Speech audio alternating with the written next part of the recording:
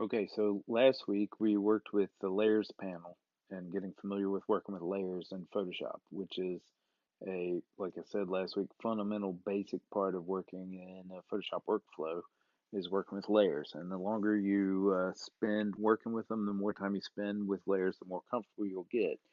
Um, but when we're talking about using Photoshop to build websites and working in a web building scenario, layers really becomes even more important because of a feature that's in Photoshop called generate assets. And you see that right here. It's the generator can generate image assets under the file menu.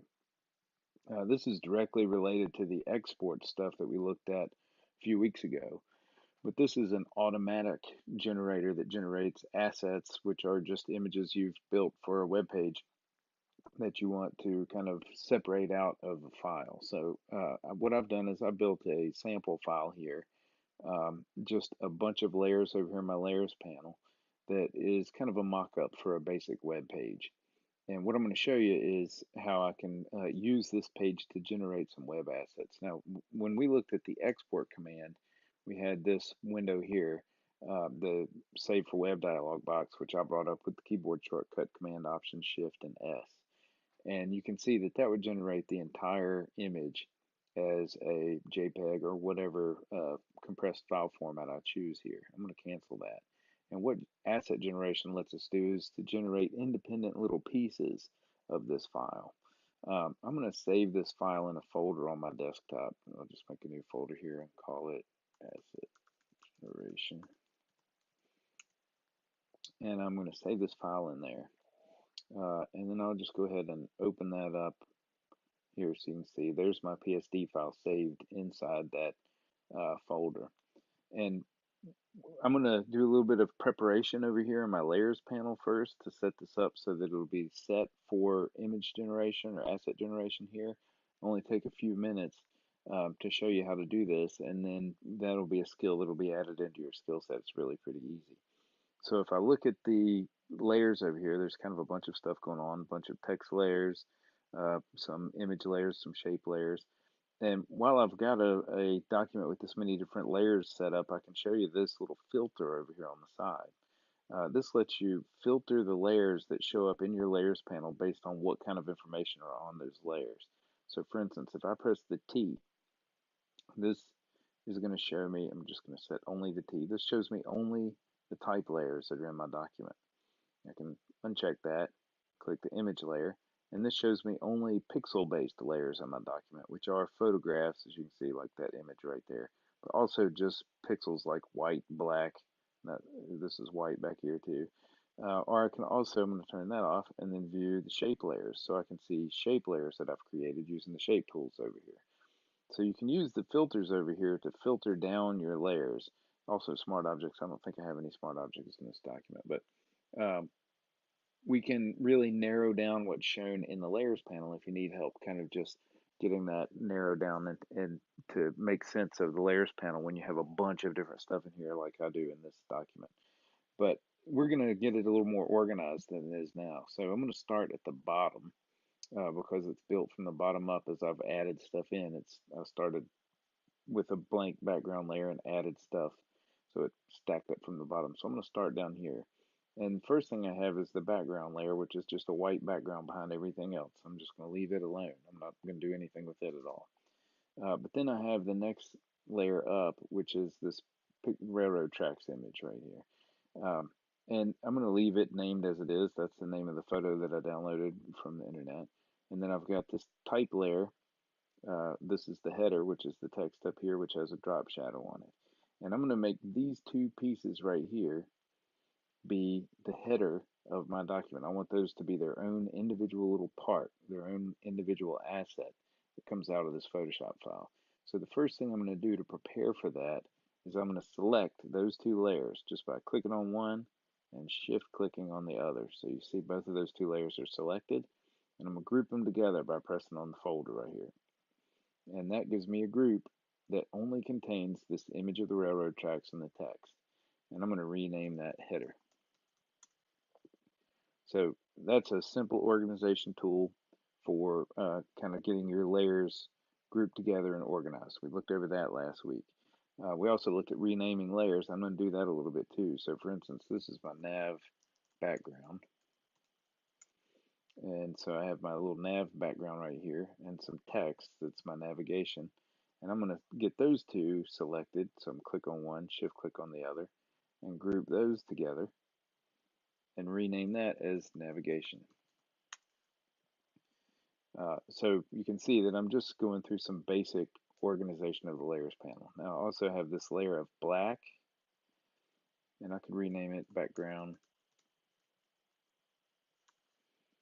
And then I have this layer of white that sits in the middle. Now the background that I have here, you see it looks black in my layers panel, but it's showing up as gray over here in the document. That's because right here I set the opacity to 10%. So I've faded that back. If I set the opacity all the way up to 100, you can see that it's solid black. But I press 1 on my keyboard. And by pressing 1, it sets the opacity to 10%. I could also drag the slider around, but just pressing 1 will quickly take it to 10%.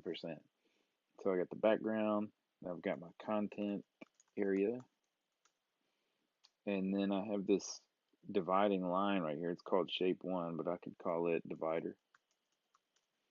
And by naming these layers, it makes it much easier for me to figure out what's what when I come back in here to work in here later. So that really saves some time by just getting the names of these put together. So I'm going to put those three together. Now this time I'm going to shift click 2 spaces down. And because I'm shift clicking, it also selects the one in the middle. So I get the top, shift click on the bottom, and all three of those get selected. So I've got the divider, content area, and background all selected. And this time, instead of pressing the little folder down here in the bottom of the layers panel, I'm just going to use the keyboard shortcut, which is Command G, Control G on the PC. And that does the same thing as pressing the folder. It just groups those things together. So now I've got that little background graphic as its own thing, and I'll just call it, I guess, background.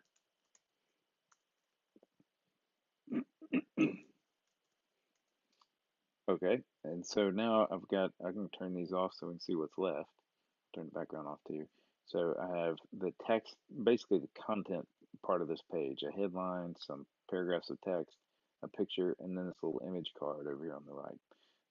Another little thing, you see that I am turning these on and off really quick. You can click and drag along these eyeballs instead of having to go click, click, click, click.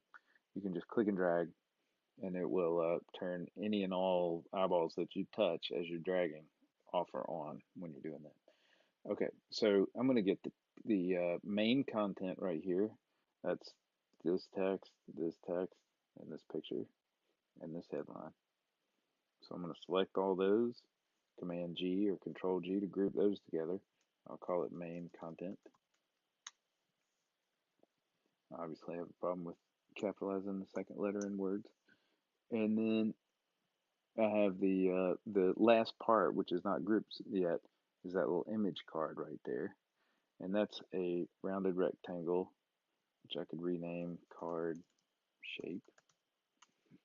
And a photo, I'll just call that image. And then the date, the little headline, this is an image card, and a little paragraph. And then somehow I ended up with an extra layer there. I'll just delete that. And then a read more button down there at the bottom. So I'll select all of these and group them together. And I'll call this image card. Now I'm going to twirl that open.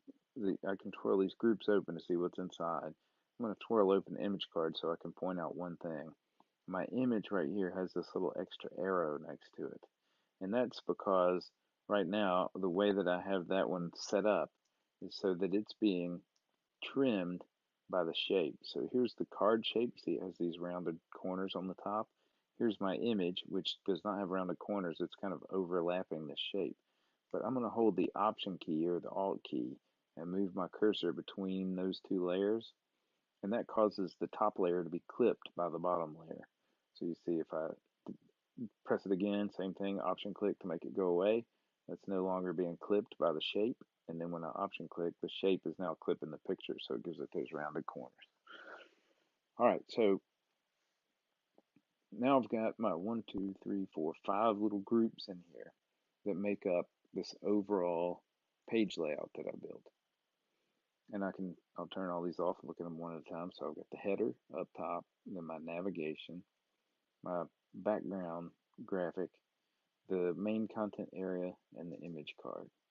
Now, one thing that's beneficial about the groups, just to point this out, is that by creating an image card group like this, if I move one piece of it, it moves all of it. I'm going to undo that. But I can also make copies of this. And I'm going to do it by just pressing Command J. That's a shortcut I love to use. So there's now I have a copy of that image card, and I can drag that down. And so if I wanted to see what multiple image cards look like, I can just drag a few of them down. And this time I'm doing it by just holding the Option key while I drag. And by holding down the Option key, it also makes a copy. So I can get some copies of those image cards if I want to. And maybe I'll rename those image card 1, image card 2, image card 3, image card 4. Okay, so now I've got my groups created over here. I've got my page all set up. I'm going to save my work. And so now what we're going to do is set this up for generating the assets. What generate assets lets you do, I'm going to flip into this export for web dialog box for a second so that you can see, just be reminded of these different file types up here, GIF, JPEG, and PNG. There are web-safe image file formats that we're going to be exporting into all the time when we're building web graphics. And now I'm going to cancel this, what generate assets lets us do is pick individual layers or groups of layers in our layers panel and export them out as new assets. So I'm going to give you a very basic example real quick. This image right here, abandoned forest. I'm going to rename that and call it train tracks. Okay. The example I'm going to give you first is I'm just going to save this image out, the train tracks image up here, as a JPEG using generate assets. So the first thing I got to point out is that I named it train space tracks. Web file names cannot contain spaces, so we cannot have a space in our file name. So I need to get rid of that space because whatever I have my layer title, the name of my layer, whatever that layer name is going to be the name of the file that's generated by Photoshop. So I got train tracks as the name, no spaces. I want to make this a JPEG. So I'm going to just name it again. This time I'm going to add .jpg at the end of the name. So I'm going to show you in this video the simplest method of creating these assets that get generated. But in the week 5 resources folder in Blackboard, there is a link to the Adobe help article about generating assets. And there's a bunch of extra little bits that you can put in here to control the JPEGs or the other file formats that are getting created so that you have more control over what gets generated. So I've named it traintracks.jpg. And then if I go up here and choose File, Generate, Image Assets, and look at that, I need to make sure I get a checkbox right there. Now, for some reason, I'm not getting a checkbox. Let me save my work and try again. There it goes. When I've got that check mark next to Image Assets in this submenu here, now Photoshop is going to, as long as I've saved my document, it's going to generate some assets in that folder based on these file names here. Now it's not doing it. Let me save once more. Make sure I got that checked.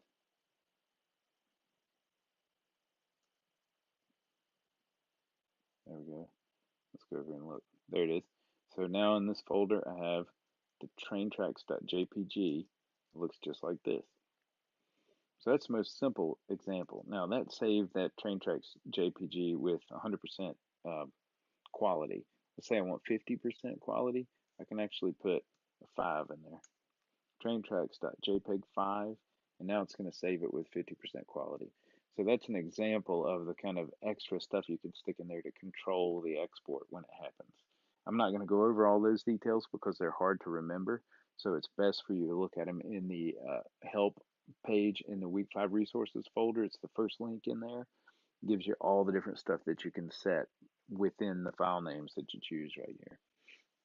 So what I'm going to do in this document is I don't want just this individual image. In fact, I'm going to get rid of that .jpeg on the end of there because I don't want that to generate an asset. But I do want the header, the entire header, including the text. So these two layers that make up this group, the image and the text, to be exported as this image. So I'm going to put .jpeg at the end of the name of the group.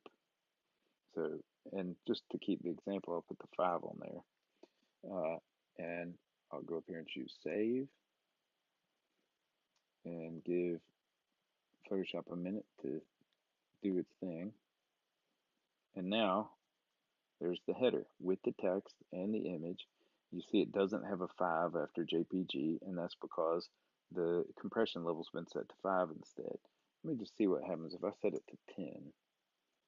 Save, go back. Look here, the image size, 44K, 870 kilobytes.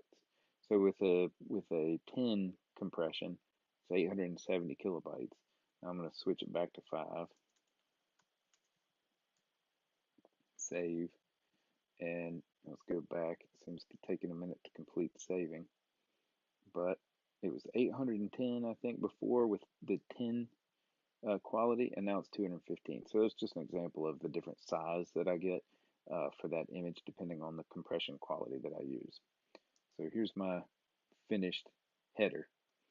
And so as I'm preparing a website using some of these tools, I need little bits of the design that I've built to be exported out of Photoshop into assets that I can incorporate into my page. I can use this asset generator to do that. So for the navigation, for instance, I'm going to choose GIF because there's no photograph in there. It's just solid green and solid black. So I think GIF will work pretty good. And let's see if that got added in. There's my navigation as a GIF. Now I'll go back, and this background, I think it would be good as a GIF too. Now here main content has a space in it, so I need to get rid of the space, and I think I'll make it a GIF. That's the, oh nope, GIF's not best for that. I probably should do JPEG. It's got a photograph. And then the image cards, remember that the image cards have these rounded rectangles up there, so if I zoom in on that, because it has a rounded corner, I can't use JPEG because it would just make a rectangle. So I need to have something other than rectangle. If I use GIF, it's going to give me the matte that we talked about when we were talking about transparency. So I don't want that either. So I'm going to use a ping for these. So I'll set PNG for my image cards, and I got to get rid of the space in those file names.